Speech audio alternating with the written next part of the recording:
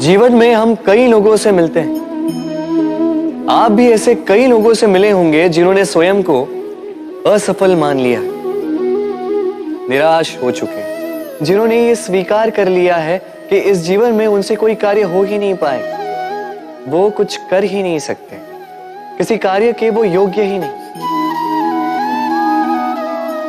किंतु ऐसा नहीं, इस संसार में ऐसा कुछ भी नहीं है जो योग्य नहीं है। कोई ऐसा अक्षर नहीं है जो किसी मंत्र का भाग ना, कोई ऐसी जड़ी बूटी नहीं है जो औषधि ना, कोई ऐसा विष नहीं है जो समय आने पर अमृत ना बन जाए। और इसी प्रकार कोई व्यक्ति अयोग्य नहीं होता, उसे अयोग्य बनाती है उसकी सोच। इसलिए स्वयं को जानो, जान जाओगे कि आप क्या हो। अपने अंतर मन को जगाएं।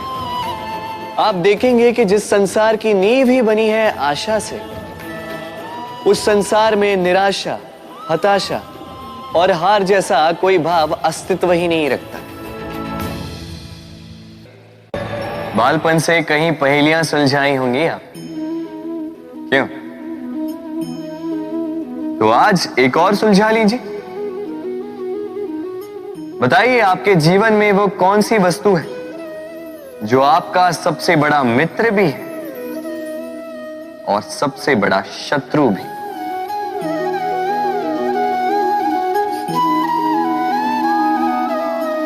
समझदार को एक संकेत ही पर्याप्त है। उचित सोचा आपने। वो वस्तु है समय। क्यों? क्यों समय आपका सबसे बड़ा मित्र और समय ही आपका सबसे बड़ा शत्रु है?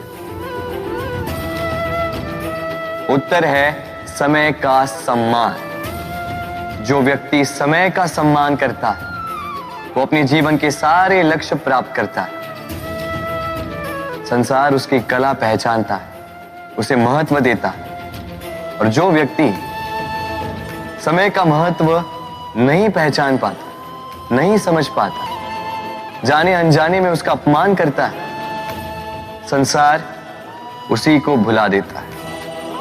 इसीलिए समय का सम्मान करें, उसे व्यर्थ ना करें, क्योंकि अच्छा समय इस संसार को बताएगा आपकी वास्तविकता क्या है, किंतु बुरा समय आपको बताएगा कि इस संसार की वास्तविकता क्या है।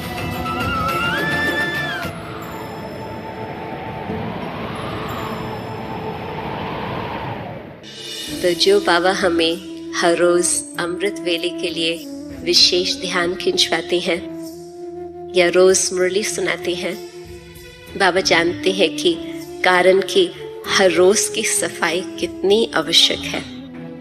आप सोचो कि एक दिन हमने अमृत वेला नहीं किया, चलो कोई हर्जा नहीं, इट्स ओके। या आज के एक दिन की मुरली हमने नहीं सुनी, उससे काम चल जाता है।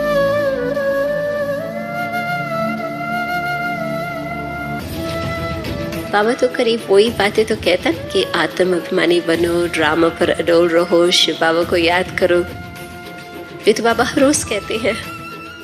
बिल्कुल ठीक बात, परंतु बाबा क्यों हर रोज कहते हैं?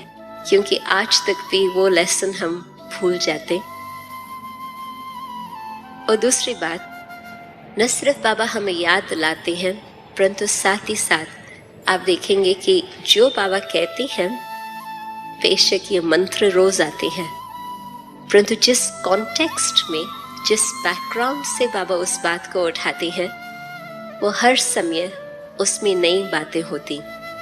और जितना हम ध्यान से मुरली को सुनते हैं और उस बातों को हम मन में दोहराते हैं, उससे हमारी आत्मा की सफाई हो सकती है। मन की स्वच्छता शुद्ध संकल्प से हो सकती, और शुद्ध संकल्प का आधार है ज्ञान।